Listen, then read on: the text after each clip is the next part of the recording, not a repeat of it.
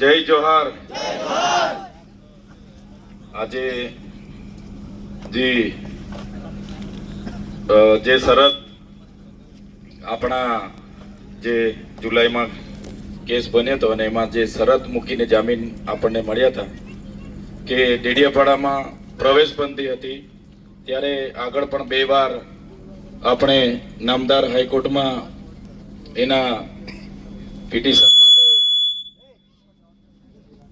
માટે આપણે ગયા હતા અને ત્યારબાદ પણ તે નામંજૂર થઈ અને હમણાં જ્યારે ચૂંટણી જાહેર થઈ અને ચૂંટણી જાહેર થયા એ જાહેરનામાના માધ્યમથી આપણે નામદાર હાઈકોર્ટમાં ગયા અને નામદાર હાઈકોર્ટમાં પહેલી તારીખ 17મી પડી અને પછી બીજી તારીખ આજે પડી અને આજે 3-3:30 વાગ્યાના ગાળામાં આપણને એ જામીન જે આપણને શરતી જામીન હતા એ શરતોને આધીન આપણને અહીંયા પ્રવેશ કરવા માટે નામદાર હાઈકોર્ટે ઓર્ડર કર્યો છે. ત્યારે એ નામદાર હાઈકોર્ટના જે નિર્ણય આવ્યો છે ને હું આવકારું છું.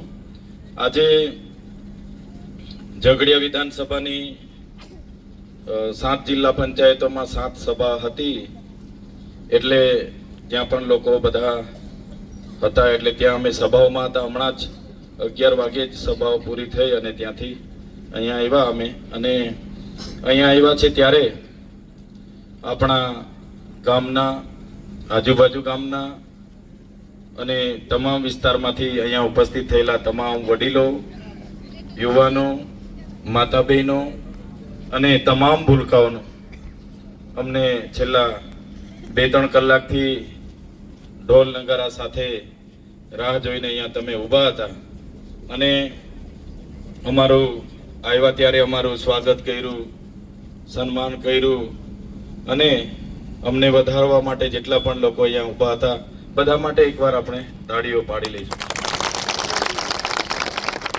બધા જ લોકોનો હું ખૂબ ખૂબ આભાર માનું છું અને વધારે કંઈ વિશેષ કંઈ વધારે કહેવાનું રહેતું નથી, પણ તમે અહીંયા ઘણા વડીલો છે, ઘણા મારા સાથી મિત્રો છે, ઘણી માતાઓ બહેનો પણ છે, એટલે તમે બધાએ જોયું છે કે જ્યારે નોકરીમાં હતો હું અને આપણા જે એગ્રી બિઝનેસ સેન્ટર પણ ચાલતા હતા, રાજનીતિનો બહુ ખાસ વિષય નહોતો, પણ પછી બધાના કહેવાથી અને બધાની પરિસ્થિતિથી આપણે બધાના સહકારથી આપણે રાજનીતિમાં આવ્યા અને રાજનીતિમાં આવ્યા પછી બધાનો ખૂબ પ્રેમ મળ્યો, આશીર્વાદ મળ્યા અને તમારા બધાના સહકારથી પહેલી વાર જિલ્લા પંચાયત ચૂંટાયા, પાછી જિલ્લા પંચાયત ચૂંટાયા અને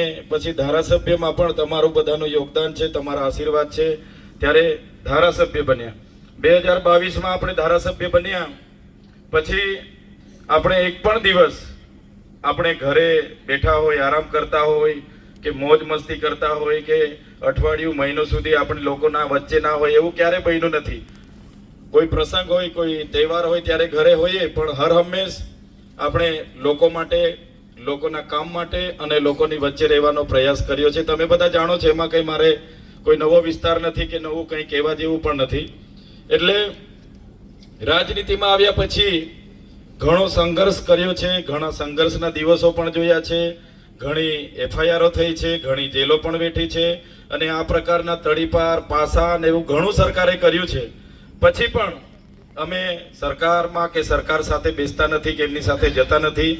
અમે સરકારમાં બેસી જઈએ તો સરકાર અમને પણ મંત્રી તંત્રી બનાવવા માટે બોલાવે જ છે, પણ સરકારમાં બેસી જવાથી, સરકારના મંત્રી તંત્રી બની જવાથી અમારો ઉદ્ધાર થઈ જાય, પણ જે આપણા લોકોના કામ થવા જોઈએ એ કામ ના થાય. કેમ કે જ્યાં સુધી અમે રાજનીતિમાં નહોતા ત્યાં સુધી આપણા ગામને પણ કોઈ ઓળખતું નહોતું, આપણા તાલુકાને પણ કોઈ ગુજરાતમાં કે દેશમાં જાણતું નહોતું. જ્યારથી આપણે ધારાસભ્ય બન્યા છે, તમારા બધાના આશીર્વાદ છે, તમારા માટે બોલીએ છીએ, લડીએ છીએ, કામ કરાવીએ છીએ, તો આજે દેશ અને ગુજરાતના તમામ નેતાઓનું નામ, તમામ લોકો અહીંયા આવતા જતા થઈ ગયા, તમામ લોકો આજે ગુજરાતને, આપણા ડેડિયાપાડાને અને આપણા ગામને ઓળખતા થઈ ગયા છે. ત્યારે મારે મારે બસ વધારે વાત નથી કરવી, પણ જે પ્રકારની હમણાં રાજનીતિ ચાલે છે કે જે સરકારમાં બેઠેલા લોકો વિપક્ષમાં રહેલા, અમે વિપક્ષના ધારાસભ્ય હોવા છતાં જ્યારે જનતાનું બોલીએ, જનતા માટે અવાજ ઉઠાવીએ, જનતા માટે કામ કરવાનું કામ કરીએ, ત્યારે આ પ્રકારની અનેક હેરાનગતિઓ અમને પણ થાય છે. ત્યારે મારે તો બધી અહીંયા માતાઓ છે, બહેનો છે, બધા બેઠા છો, યુવાનો છે, વડીલો છે, મારે તમને વિનંતી છે, જે રીતે અમને ધારાસભ્ય હોવા છતાં અમને આ લોકોએ જેલોમાં નાખીને હેરાન કર્યા છે, એનો બદલો લેવાનો સમય હમણાં આવી ગયો છે. તમારે બદલો લેવાનો છે. મને અહીંથી અહીંયા પ્રતિબંધ લાગવાથી હું તો રાજપીપળા બી હોઈ રેમ, મોવી બી હોઈ રેમ, ચીગદા બી હોઈ રેમ, સાગબારા બી હોઈ રેમ, મને કોઈ વાંધો નથી. પણ દુઃખ મને એટલા માટેનું છે કે આપણો કોઈનો પ્રસંગ હોય, ગામનો પ્રસંગ હોય, બાજુના ગામનો હોય, કોઈ મયત હોય, કોઈ બારમા હોય, કોઈ ભજન હોય, તો આપણા લોકો અપેક્ષા રાખે તા ના જવાય, એનું આપણને દુઃખ હોય. અને ગામનો પણ કોઈ પ્રસંગ હોય તો અમે તો ગામના પ્રસંગને પણ પોતાનો પ્રસંગ માનીને ચાલીએ, ગામનો તહેવાર આપણો તહેવાર માનીને ચાલીએ. ગામનો દુઃખનો પ્રસંગ હોય તો અમારો ઘરનો દુઃખનો પ્રસંગ છે. એ રીતના જ હર હંમેશ ગામ સાથે, આજુબાજુના ગામ સાથે પ્રયાસો કર્યા છે. અને તમારા આશીર્વાદ થકી જ આટલે સુધી અમે મળ્યા છે, આટલે સુધી પહોંચ્યા છે. એટલે આ જ રીતે તમારો બધાનો સહકાર, તમારા આશીર્વાદ મળતા રહે.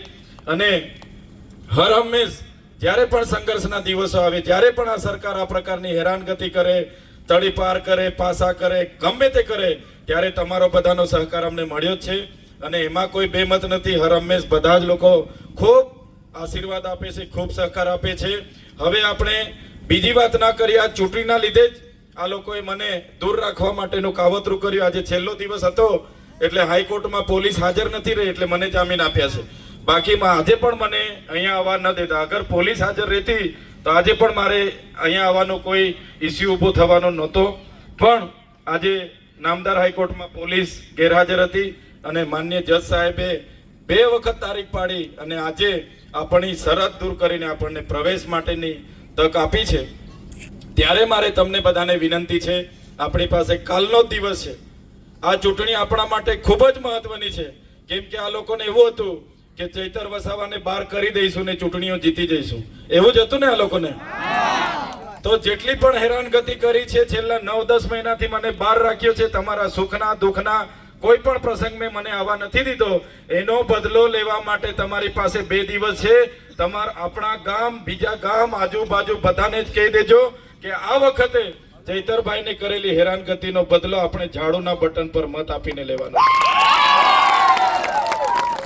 આજે આખા ગુજરાતમાં અંબાજીથી લઈ દાહોદ, છોટાઉદેપુર, પંચમહાલ, તાપી, સુરત, વલસાડ, નવસારી બધું જ આખું નાખું આપણી સાથે છે.